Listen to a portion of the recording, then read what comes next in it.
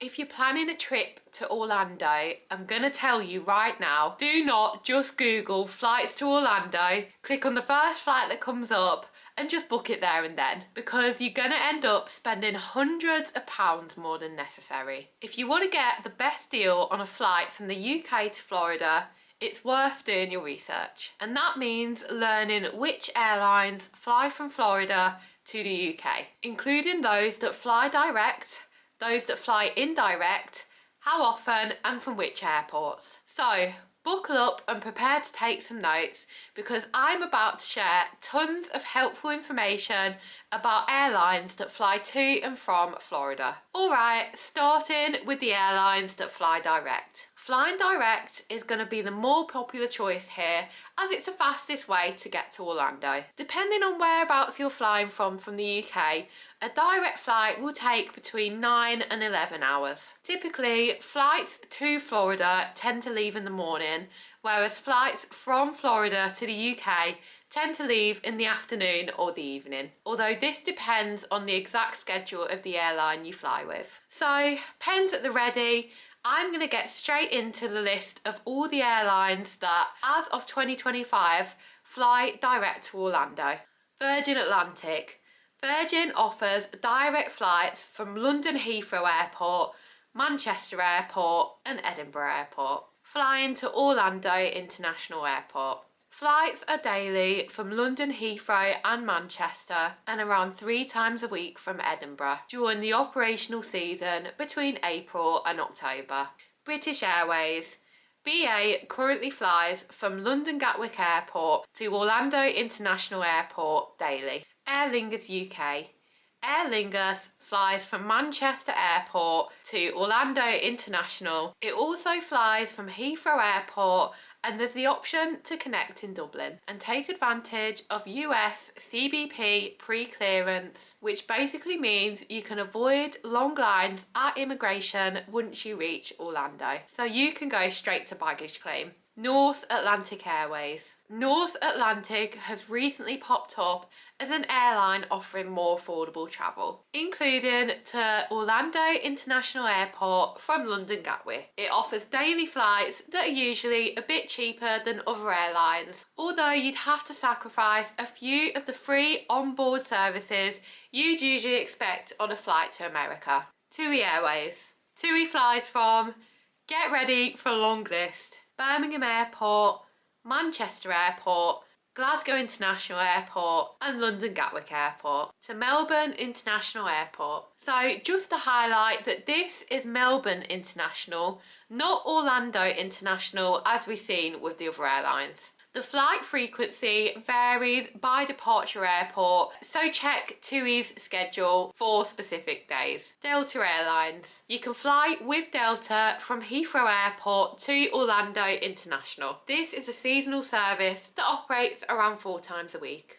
American Airlines. American flies from London Heathrow to Orlando International Airport several times a week. Iberia. You can fly from London Heathrow to Orlando International almost daily with Iberia. And finally, we have KLM, Finnair and Air France, which, according to my research on Skyscanner, are all offering direct flights from various London airports to Orlando International. But flights don't seem to be quite as frequent as other airlines. Moving on, there's also quite a few airlines that offer indirect flights, meaning that you're going to have layovers at other airports, typically in the US. So you'll be boarding multiple flights to reach Orlando. These include all the above mentioned airlines, and it's worth noting that Delta, Virgin Atlantic, American Airlines and KLM all offer indirect flights to Orlando, Melbourne, although I couldn't find any evidence that these offer direct flights to the airport. The layover airport depends on which airline you're flying with, but Atlanta in Georgia seems to be a popular stop for this particular flight path.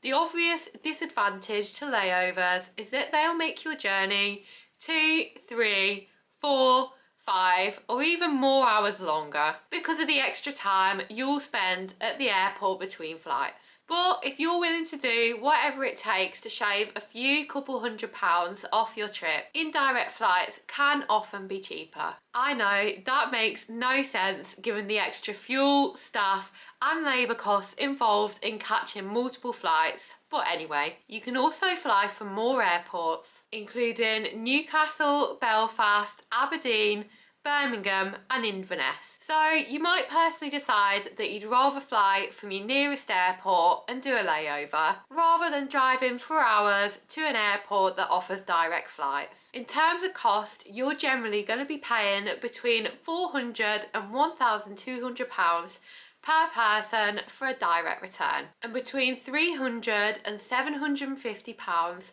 for a return flight that includes 1 or 2 layovers. You'll be paying more for your flights if you're travelling during the summer holidays, over Christmas or during half term. So just keep this in mind if you're trying to keep your trip as budget friendly as possible. Finally, I just want to raise an important point about Orlando's airports. You've got the choice between Orlando International and Melbourne Orlando International. There's other airports in Florida, including Miami International and Tampa International, but we're going to stick within Orlando to make an already detailed video less confusing. If you're planning a Disney or Universal holiday, I would strongly recommend prioritising flights to Orlando International, even if they're typically a bit more expensive, because this airport is just a 20-minute drive from Disney property. Melbourne International is further away from Disney World, around an hour and 15 minutes. While this doesn't sound bad, this airport doesn't cater to Disney guests in the same way that Orlando International does. Speaking from experience, shuttles to Disney World from Orlando, Melbourne are a lot more expensive. So it's actually worth spending a bit more on the flight itself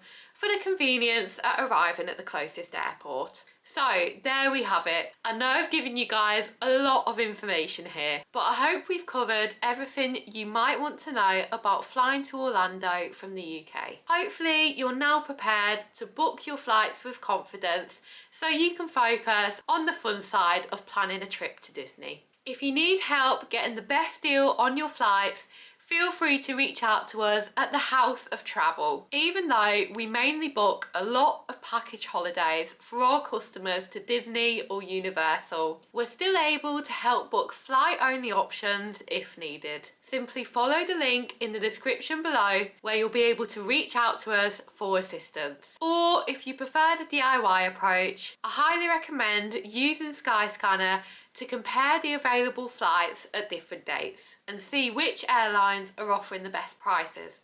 Booking between 12 months and 3 months in advance will help you get the best deal possible. But obviously, the longer you leave it, the more of a gamble you take in as seats start to fill up. Thanks for watching this video, and I hope you have a magical time on your Disney holiday. Don't forget to subscribe if you want to get access to more helpful Disney World tips, or if you just want to get in the Disney mood on the run up to your trip.